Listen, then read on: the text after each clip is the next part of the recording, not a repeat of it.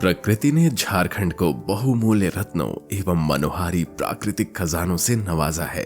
परिदृश्यों और आकर्षणों की मनोरम श्रृंखला के साथ अपना जादू बिखेरता झारखंड आगंतुकों को सदियों से मंत्रमुग्ध करता आया है। झारखंड के संपूर्ण कैनवस को प्रकृति ने अप्रतिम रंगों एवं प्राकृतिक नजारों से सजा रखा है। बात चाहे नेतरहाट की अद्वितीय सुंदरता की हो या फिर झारखंड के मनमोहक जलप्रपातों की, पर्यटकों के मनोमस्तिष्क पर अमिट छाप छोड़कर उनकी यात्रा को अविस्मरणीय बनाने में इनकी भूमिका सराहनीय रही है। सिर्फ प्राकृतिक सौंदर्य ही नहीं, अपितु इस प्रदेश को खनिज संपदाओं से मालामाल करने में भी प्रकृति ने कोई कंजूसी नहीं की है।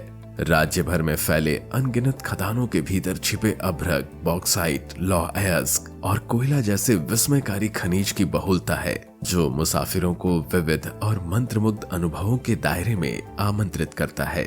राज्य के विभिन्न हिस्सों में इतिहास के पन्नों की गवाही देने वाले राजसी महल एवं किले वह खास द्वार हैं जिनके जरिए समृद्ध अतीत की झलकियां देखी जा सकती हैं। अपने प्राकृतिक वैभव और संसाधनों को खूबसूरती से संरक्षित करते हुए यह राज्य भारत की इस्पात राजधानी के रूप में विकसित हो चुका है, जो इसकी औद्योगिक उपलब्धि का प्रमाण है। यह प्राकृतिक वैभव और औद्योगिकीकरण के मेल की एक अनूठी कहानी बयां करता है। आज झारखंड ज्ञान और नवाचार को बढ़ावा देने वाला एक शैक्षणिक केंद्र बन चुका है। IIT धनबाद और सैनिक स्कूल तिलैया जैसे प्रतिष्ठित संस्थान सर्वोत्तम अकादमिक गढ़ बन चुके हैं। उद्योग और शिक्षा के इस अभिसरण में राज्य ने न केवल बदलाव को अपनाया है, बल्कि इसे एक ऐसे सांचे में ढाला है जहां प्रकृति और नवाचार सह अस्तित्व में है। हमारा झारखंड राज्य चारों ओर से हरियाली, सुंदर पहाड़, झरने और जंगलों से घिरा हुआ है। और अगर हम बात करें झारखंड के गोड्डा जिले की, तो ये भी अपने प्राकृतिक सुंदरता में कुछ कम नहीं। साल 1983 में गोड्डा एक इंडिपेंडेंट डिस्ट्रिक्ट के तौर पे स्टैब्लिश हुआ था। गोड्डा में वो सारी बातें हैं जो कि इसे एक परफेक्ट टूरिस्ट स्पॉट बनाता है, चाहे वो धार्मिक स्थल हो, झरने हो, डैम्स हो या पार्क्स हो, यहाँ सब कुछ है। तो आइए चले साथ मिलके गोड्डा डिस्ट्रिक्ट को एक्सप्लोर करते हैं। झारखंड का अभिन्न भाग गोड्डा सांस्कृतिक समृद्धि और प्राकृतिक वैभव की एक मनोरम चित्रपट का अनावरण करता है। यह जिला सदियों से विविध समुदायों के सामंजस्यपूर्ण सह अस्तित्व का साक्षी रहा है, जहां आज भी प्राचीन परंपराओं की ध्वनि गुंजायमान है। इसकी सांस्कृतिक विरासत आज भी लोगों की परंपराओं में जीवंत है, जो इस क्षेत्र में एक अलग आकर्षण जोड़ती है। प्राकृतिक आकर्षण से परे यह जिला विरासत के रत्नों से सुसज्जित है, जहां प्राचीन धरोहर इतिहास के संरक्षक के रूप में खड़ा है।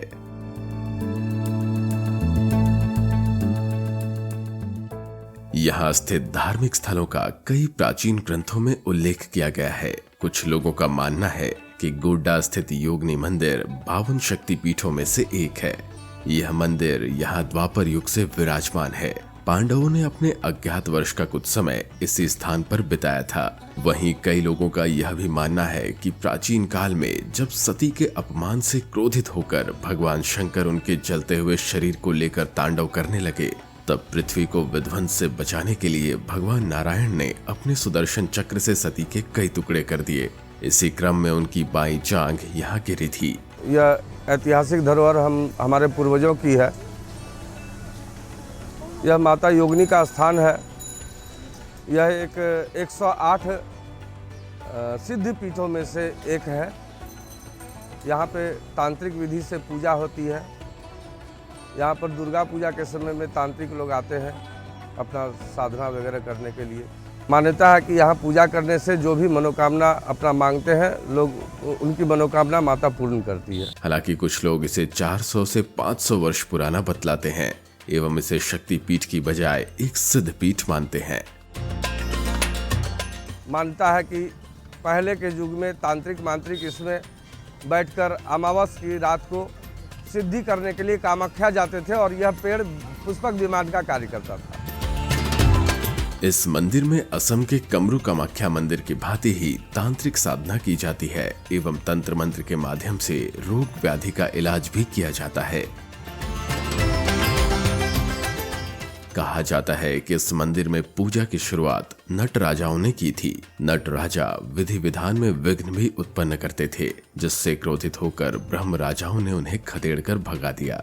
तब से इस मंदिर में ब्रह्म राजाओं द्वारा पूजा पाठ कराया जाने लगा। कालांतर में जमींदारी प्रथा की जब शुरुआत हुई तो पूजा पाठ का कार्य खेतोरी जमींदार के हिस्से चला गया। आज भी प्रधान पुजारी इसी खेतोरी जमींदार परिवार के हैं एवं इनके परिवार के लोग ही मंदिर की देखरेख भी करते हैं।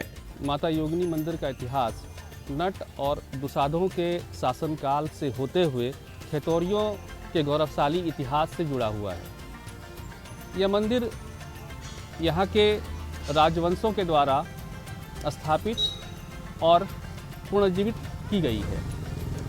मूलतः हम लोगों को यह समझना होगा कि खेतौरी क्या थे। खेतौरी राजपूतों का विग्रह रूप माना जाता है। ब्रह्म वैवर्त पुराण में भी इसका जिक्र है, अंग्रेज इतिहासकारों ने भी इसका जिक्र किया है। मंदिर के सामने एक वट वृक्ष है। प्रचलित मान्यताओं के अनुसार इसी वट वृक्ष पर बैठकर साधक तंत्र साधना कर सिद्धि प्राप्त किया करते थे। आज भी दशहरा के महाअष्टमी की रात्रि को देश के विभिन्न हिस्सों से कई तांत्रिक यहाँ तंत्र साधना के उद्देश्य से पहुँचते हैं।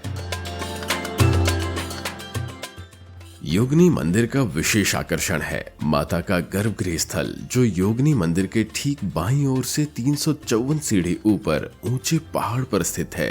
गर्भगृह के अंदर जाने के लिए लगभग 6 इंच संकरी एक गुफा से होकर गुजरना पड़ता है। लेकिन आश्चर्य की बात है कि जो भी श्रद्धालु शुद्ध मन से मां के दर्शन को आते हैं, वो इस संकरी गुफा को पार करके गर्भगृह तक पहुंच जाते हैं, चाहे वह कितने ही मोटे क्यों ना हो।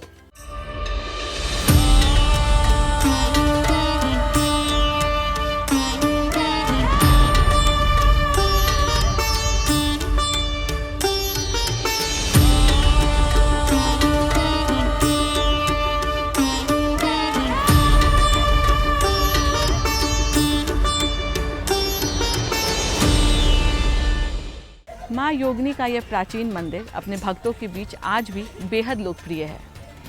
इतिहास और धार्मिक पुस्तकों के अनुसार यह मंदिर द्वापर युग कालीन है। माना जाता है कि इसकी चर्चा महाभारत में भी की गई है। तब यह मंदिर गुप्त योगिनी के नाम से प्रसिद्ध थी। यहाँ ये भी मान्यता है कि माँ सती के जलते शरीर से उनकी बाईं जांघ यहीं गिरी थी। गर्भगृह के ठीक सामने लगभग 300 मीटर की दूरी पर अवस्थित धनसुख पहाड़ी पर भगवान शिव का मंदिर है।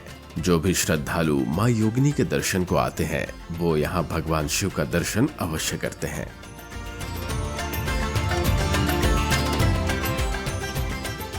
गोड्डा जिला अपने नैसर्गिक सौंदर्य और ऐतिहासिक धरोहरों के साथ सहज रूप से जुड़ा हुआ है। अपार प्राकृतिक सौंदर्य से भरपूर यह जिला वेदों और पुराणों में वर्णित प्राचीन कथाओं की प्रतिध्वनि और आध्यात्मिकता की अनूठी विरासत एवं इतिहास के विभिन्न धरोहरों को अपने आंचल में संजोए झारखंड के गौरव में 4 चांद लगाता है। पथरगामा प्रखंड मुख्यालय से लगभग 3 किलोमीटर की दूरी पर स्थित चिहारी स्थान लोगों के बीच बड़े ही आस्था और आकर्षण का केंद्र है। यहाँ की प्राकृतिक छटा मनोहारी है।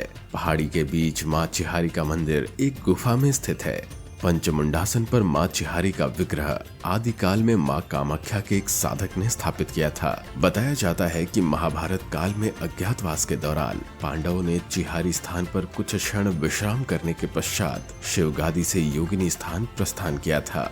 परिसर स्थित महादेव मंदिर व शमशान घाट में सालों भर साधकों का जमावड़ा लगा रहता है। ऐसा माना जाता है कि यह कौल संप्रदाय की तपोस्थली रही है।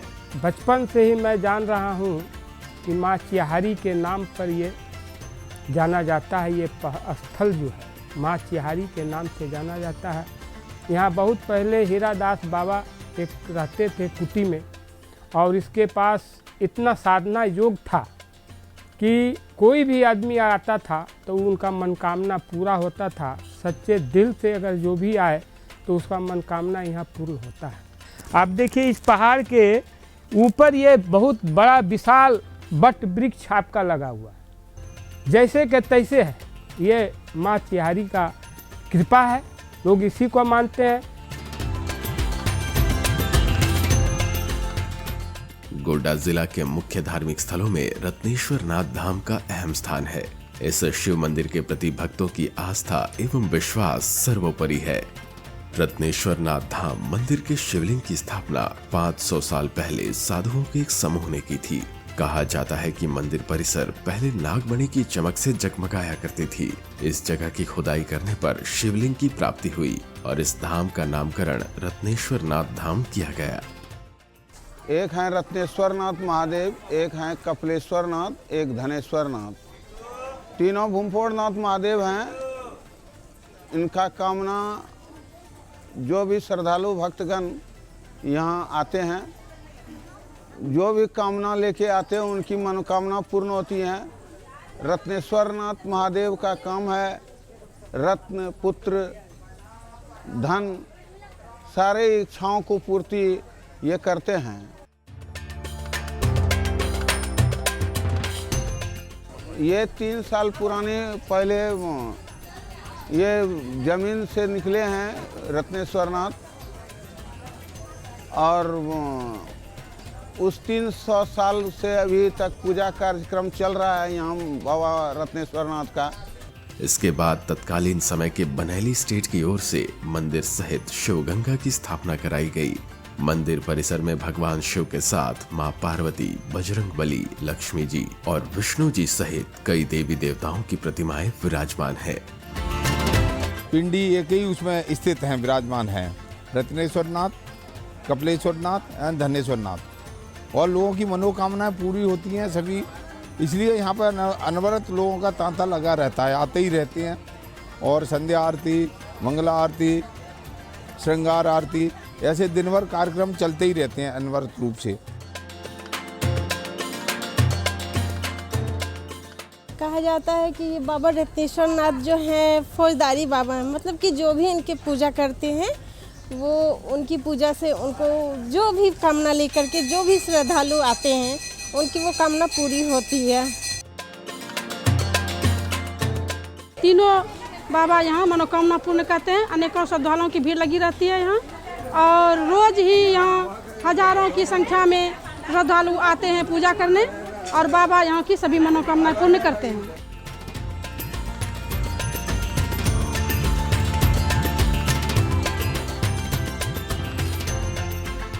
ज्योतिर्लिंग में जो बाबा बैद्यनाथ का स्थान है, जो बाबा बासुकीनाथ का स्थान है, वही स्थान गोड्डा वासियों के लिए यहाँ बाबा रत्नेश्वर नाथ का है, जो कि बुमफोड़ बाबा के नाम से भी प्रसिद्ध हैं। सावन के महीने में बहुत दूर दूर से यहाँ आते हैं, बरारी से गंगा जल भर के यहाँ चढ़ाते हैं, शिव जी को अर्पित करते हैं। और यहाँ भोले बाबा, बाबा रत्नेश्वर नाथ कई भक्तों की मनोकामना पूर्ण की है, जिसके बहुत सारे उदाहरण हैं। इनको पुत्र भगवान का देवता भी कहा जाता है। बहुत लोगों को इन्होंने पुत्र दिया है, बहुत को धन संपदा दी है, और कहा भी जाता है कि एक लोटा जल सारे समस्याओं का हल, लेकिन अगर मन में रहेगा छल तो बेकार जाएगा फल। गोड्डा जिला के अंचल में कई प्राकृतिक छटा बिखरे पड़े हैं। कुछ प्रकृति प्रदत्त हैं तो कुछ मानव निर्मित। इन्हीं में से एक है जीवनदायिनी सुंदर बांध। सुंदर नदी पर निर्मित यह बांध व्यावहारिक उद्देश्य और प्राकृतिक सुंदरता दोनों पहलुओं से पूर्ण है। पथरगामा के उत्तर पूर्व में राजा भीठा गांव के पास निर्मित यह बांध इस जिले की सबसे बड़ी सिंचाई परियोजना है। सुंदर डैम जिला मुख्यालय से महज 25 किलोमीटर की दूरी पर स्थित है। सुंदर नदी को बांधकर इस डैम का निर्माण लगभग 1500 एकड़ भूभाग पर किया गया है। और यह सुंदर डैम 1968 से शुरुआत हुआ था, 1980 में बनकर पूर्ण हो गया। इसके पानी से हजारों एकड़ से भी ज़्यादा ज़मीन की सिंचाई होती है और किसान लाभान्वित होते हैं। इसके साथ साथ ये बहुत ही सुंदर पहाड़ी, जंगलों एवं पानी से घिरा हुआ बहुत ही सुंदर प्राकृतिक स्थल है। अगर सरकार द्वारा यहाँ एक पर्यटन स्थल बना दिया जाए तो हम समझते हैं बहुत ही राजस्व में फायदा हो। गोड्डा के प्राकृतिक आश्चर्यों के बीच सुंदर बांध न केवल एक बेहतरीन अभियांत्रिकी का नमूना है, बल्कि यह एक लुभावने पर्यटन स्थल के तौर पर भी उभरा है। यहाँ आत्मा को प्रकृति की भव्यता के आलिंगन में सांत्वना मिलती है। अपने उपयोगितावादी उद्देश्य से परे सुंदर बांध एक खूबसूरत अभयारण्य है, जहाँ प्रकृति की शांति सैलानियों के दिलों को चूमती है। और मैं आज यहाँ पे पहली बार घूमने आ रही हूँ। वैसे आई तो मुझे बहुत अच्छा लग रहा है यहाँ घूमने से, और रास्ता नहीं पता था, फिर जैसे तैसे हम लोग यहाँ पे आए। यहाँ मैं अपने साथी से कहना चाहूँगी कि वो सब यहाँ पे आए और ये डैम देखे। ये जगह बहुत ही अच्छा है, पहले बार ही आ रहे हैं, लेकिन हमको पता नहीं था किधर से आना है किधर से नहीं, लेकिन बहुत अच्छा जगह है। आए तो पता चला, लोगों से पूछे रास्ता के बारे में तो पता चला इधर से है, तो बहुत अच्छा जगह है ये डैम। सबको आना चाहिए, और रास्ता और अच्छा हो जाए तो और अच्छा लगेगा।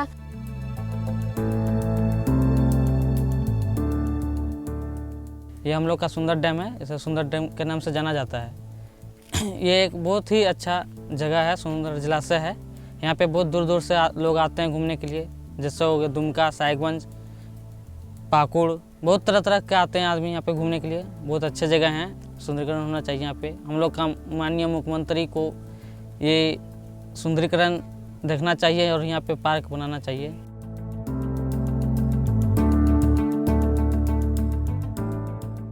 सुंदर पहाड़ी के आलिंगन में घने जंगलों के बीच स्थित है गोड्डा जिले का सबसे मनमोहक दमाकोल जलप्रपात। यह झरना प्रताप झरना और राम झरना के नाम से भी प्रचलित है। सुंदर पहाड़ी के वनाच्छादित अभ्यारण्य में अवस्थित यह झरना मुसाफिरों को अछूते सौंदर्य के दायरे में आमंत्रित करता है। यह झरना सुंदर वन के ताने बाने में बुनी गई कहानियों को प्रतिबिंबित करता है। प्रखंड सुंदर पहाड़ी गोड्डा जिला अंतर्गत प्रखंड है और प्राकृतिक सौंदर्य से भरपूर है। इसमें दामाकोल जो वाटरफॉल है उसको देखने के लिए काफ़ी लोग आते हैं। साथ ही इसका जो सीनरी है, रोड साइड में जो घना जंगल है, लगातार जंगल प्रखंड के शुरुआत से लेकर के बॉर्डर के अंत तक वो दिखाई देता है। संथाल परगना गजेटियर में उल्लेखित इसके आकर्षण और ऐतिहासिक महत्व के बावजूद दुर्भाग्यवश दमकोल जलप्रपात आज भी अपने उत्थान के लिए आवश्यक कार्यों से अछूता है। अभी हम सुंदर पहाड़ी के उस पॉइंट पे खड़े हैं जहाँ से एक बहुत ही अद्भुत और सुंदर नज़ारा है। सुंदर पहाड़ी ढेर सारे पहाड़ों का एक समूह है। जब हम सुंदर पहाड़ी क्रॉस करते हैं या फिर इस पॉइंट पे आने के लिए जब हम चढ़ाई करते हैं तो हमें हरियाली की एक चादर दिखाई देती है। और अगर हम गांव की जो लाइफ है अगर उसे एक्सपीरियंस करना चाहते हैं तो सुंदर पहाड़ी हमें ज़रूर आना चाहिए। यहाँ पे हालांकि अभी बहुत ज़्यादा भीड़ तो नहीं है, लेकिन जब टूरिस्ट सीज़न होता है दिसंबर और जनवरी के समय में यहाँ काफ़ी भीड़ पाई जाती है।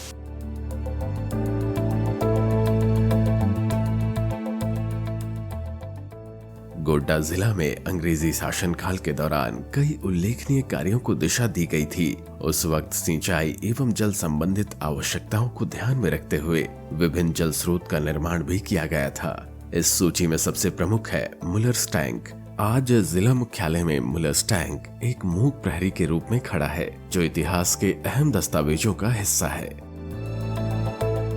अब मुझे जो जानकारी मिलती हुई अभी तक आई है कि ये जब अकाल पड़ा था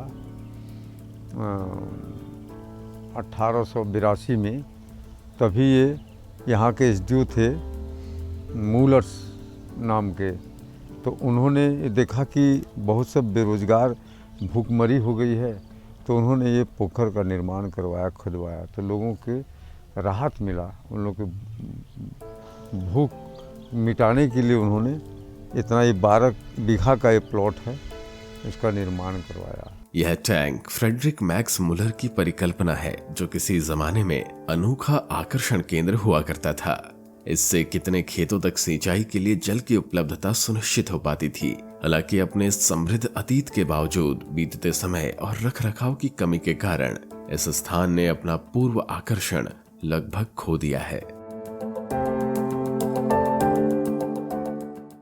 मुलर्स टैंक में अतीत के अवशेष एक बार फिर से पुनर्जीवित होने की प्रतीक्षा कर रहे हैं।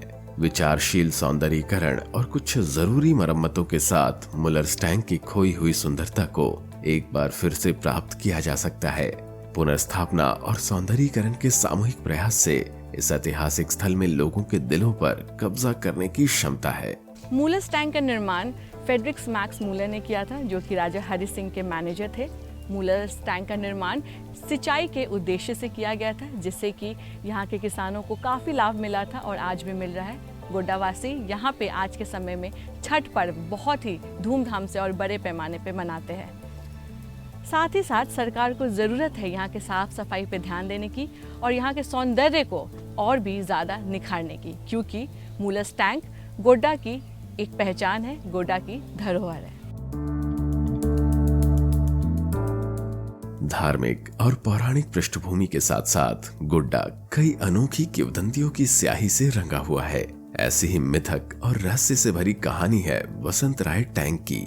रहस्यों में छिपा यह जलीय विस्तार एक अनूठी प्रतिष्ठा रखता है। एक किंवदंती के अनुसार आज तक कोई भी इस तालाब को एक छोर से दूसरे छोर तक पार नहीं कर पाया है। यदि कोई ऐसा करने का प्रयास करता है तो उसके पैर फंस जाते हैं। ऐसा प्रतीत होता है मानो अदृश्य ताकतें एक छोर से दूसरे छोर पहुंचने तक के किसी भी उद्यम को रोकने की साजिश कर रही हों। वर्षों की कहानी रही है यहाँ बसंत राय तालाब की। 52 बीघा का तालाब माना जाता है और राजा बसंत के समय से यह तालाब का निर्माण यहाँ पे हुआ था। और अगर हम इसकी बात करें, इसकी विशेषता की, तो हम आपको सबसे पहले ये बता दें कि इस तालाब में जो पानी हुआ करता था वो चकाचौंध और साफ पानी हुआ करता था।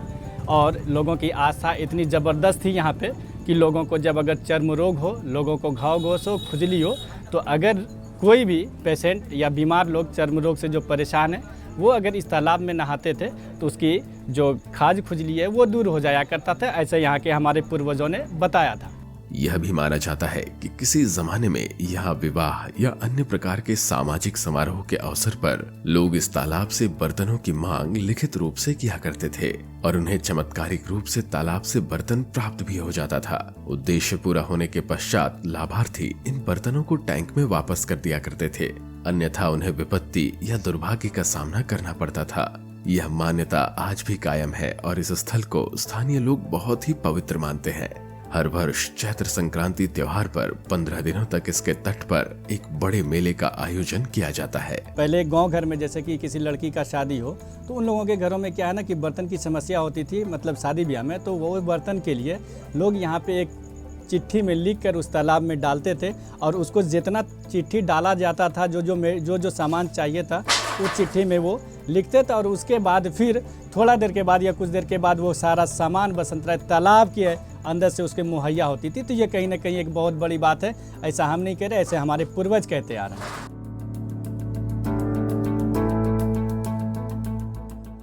गोड्डा की खूबसूरती स्थानों से परे यहाँ बुनी गई लिबासों में भी झलकती है। रेशम उत्पादन के मामले में झारखंड देश का अग्रणी राज्य है। यहाँ पर लगभग 50% तसर रेशम का उत्पादन होता है। झारखंड का यह जिला तसर रेशम के प्रमुख उत्पादक के रूप में प्रचलित है। गोड्डा जिला में तसर सिल्क की यात्रा गांधी ग्राम संस्थान के सहयोग से जटिल रूप से बुनी गई है। गांधी जी के आदर्शों से प्रेरित यह संस्थान स्थानीय समुदायों के लिए सशक्तिकरण का प्रतीक है। तसर रेशम देश में एक ऐसा उद्योग है जहां 3.5 लाख लोगों को रोजगार मिलता है। इनमें से 2,22,000 लोग तो सिर्फ झारखंड से ही हैं। इसकी स्थापना 1964 में हुई थी और उस समय जिसमें इसकी स्थापना हुई उसमें यहाँ पर काफ़ी अकाल की स्थिति थी और तत्कालीन राज्यपाल जो रामेश्वर ठाकुर इसी ज़िले के हैं, उन्होंने यहाँ एक सिंचाई परियोजना खादी ग्राम उद्योग का कोलैबोरेशन करके एक संस्था बनाया और यह संस्था इस क्षेत्र के लिए नीम का पत्थर साबित हुआ।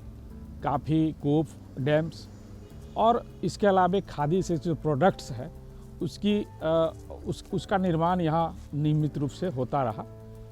इसमें काफ़ी लोगों को रोज़गार भी मिला है।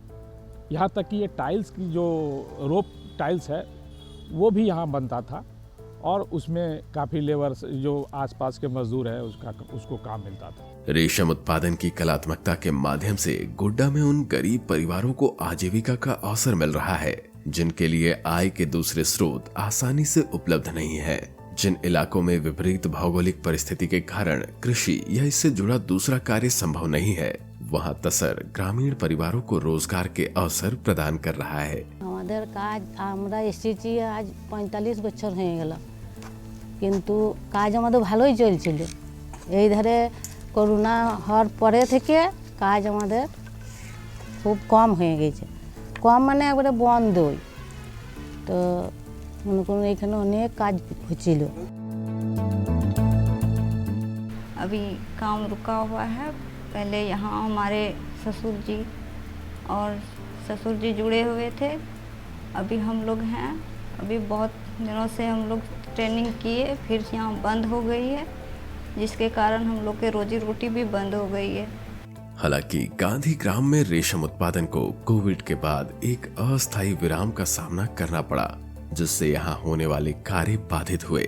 इस कला में योगदान देने वाली महिलाएं आज एक उम्मीद भरी प्रतीक्षा की आस में बैठी हैं और उन दिनों की वापसी का इंतजार कर रही हैं जो लॉकडाउन से पहले संस्थान को परिभाषित किया करती थीं।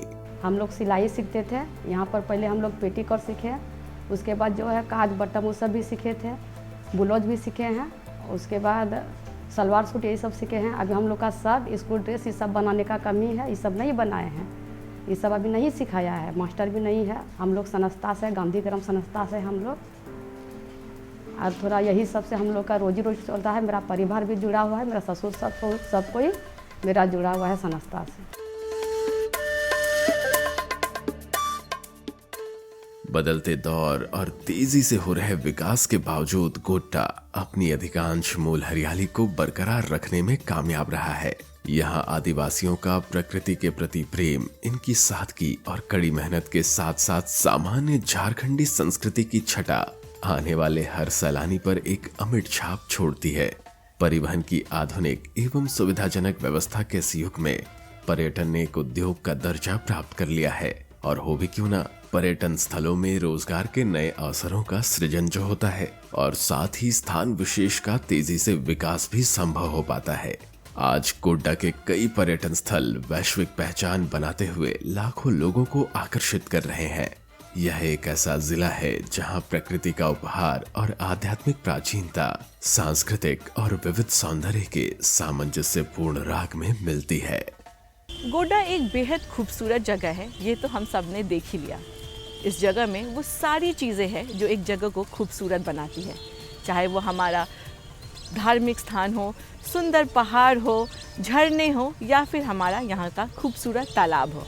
अगर इस ज़िले को किसी चीज़ की सबसे ज़्यादा ज़रूरत है तो वो है थोड़ी साफ़ सफाई की, थोड़ी सी मॉडिफिकेशन की और इंफ्रास्ट्रक्चरल डेवलपमेंट की। अगर हमारी सरकार अपना ज़रा सा ध्यान हमारे इस ज़िले को दे दे तो गोड्डा में वो सारी चीज़ें पहले से ही मौजूद है जो इसे एक सक्सेसफुल पर्यटन स्थल बना सकता है।